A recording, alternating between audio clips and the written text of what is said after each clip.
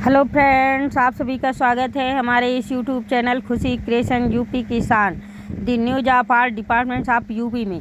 तो आज हम आपको बताएंगे कि भारत सरकार द्वारा चलाई जा रही योजनाएं, यानी अब भारत सरकार ने द्वारा निकाली गई है एक नई योजना कि धन चर्चा सखी। तो धन चर्चा सखी क्या है, धन चर्चा सखी कौन बन सकता है, धन चर्चा सखी में कैसी महिलाओं को वरीयता दी जाएगी, धन चर्चा सखी के लिए क्या करना होगा, धन चर्चा सखी बनकर क्या काम करना होगा, कहाँ काम करना होगा, ज़िले के अंदर कार्य करना होगा या ज़िले के बाहर कार्य करना होगा, कैसे करें आवेदन, कैसे होगा सिलेक्शन, इन सभी के बारे में हम आपको विस्तार पूर्वक बताएंगे, सुनाएंगे, समझाएंगे, आपको पूरी जानकारी देंगे। मगर इसके लिए आपको देखना होगा पूरा वीडियो, तो वीडियो को बीच में छोड़कर ना जाएं, वीडियो को लास्ट तक देखें और करें आवेदन। तो अब हम आपको बताएंगे कि भारत सरकार द्वारा चलाई जा रही योजना ये है कि धन चर्चा सखी में समूह की महिलाओं को ही वरीयता दी जा रही है।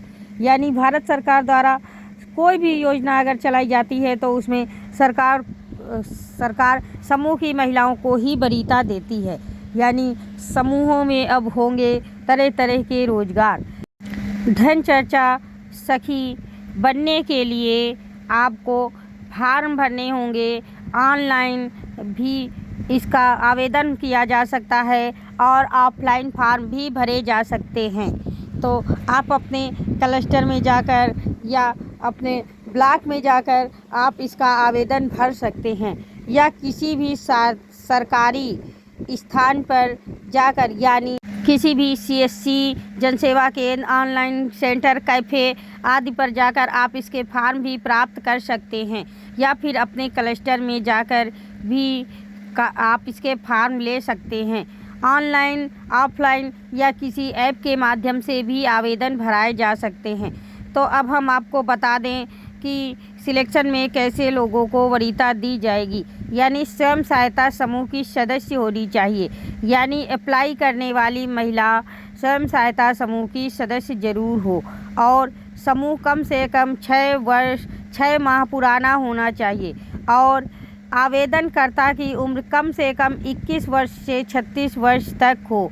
कम से कम महिला हाई स्कूल पढ़ी हो। यानी हाई स्कूल का तो सिर्फ नाम होता है, मार्कशीट तो हाई स्कूल, इंटर, ग्रेजुएशन आदि की ही मांगी जाती है। या फिर भी यदि महिला हाई स्कूल, इंटर पास है तो उसको आवेदन कर सकती है और नौकरी मिलने के कुछ चांस है। तो दूसरी बात ये है कि स्मार्टफोन चला लेती हो, यानी जो आवेदन करता हो, आवेदन करने वाली महिला के पास पर्सनल स्मार्टफोन होना चाहिए और उसको स्मार्टफोन चलाना आना चाहिए और स्मार्टफोन चलाने की पूरी जानकारी होनी चाहिए। तो कार्य जनपद में व जनपद से बाहर प्रशिक्षण दिया जाएगा तो भी वो करने में इच्छुक हो, उसके ऊपर कोई भी परिवार की या बाहरी बाउंडेशन ना हो। अब आते हैं चयन प्रक्रिया। तो चयन प्रक्रिया लिखित होगी, यानी चयन प्रक्रिया के लिए आपको लिखित परीक्षा पास करना होगा। यानी पहले आपका होगा लिखित परीक्षा, फिर यदि आप उसमें पास कर लेते हैं तो आपका होगा इंटरव्यू। उसके बाद आपकी मेरिट के अनुसार ही आपका सिलेक्शन किया जाएगा। यानी आवेदन करना जितना ही आसान है उतना ही कठिन है उसको पार करना, यानी उसके सिलेक्शन में कामयाब होना। यानी जब उसका सिलेक्शन होता है तो आप ही सिलेक्ट हो जाएं। तो ये आपकी किस्मत, आपके माइंड और आपकी डिग्रियों पर आधारित करता है। हो सकता है हम आपकी कुछ बहुत हेल्प कर सकें, बट ज़्यादा हम भी नहीं कर पाएंगे क्योंकि आपको मैंने पूरी चयन प्रक्रिया और डॉक्यूमेंट के बारे में बता दिया है जो आपको आवेदन करने के लिए लगेगा।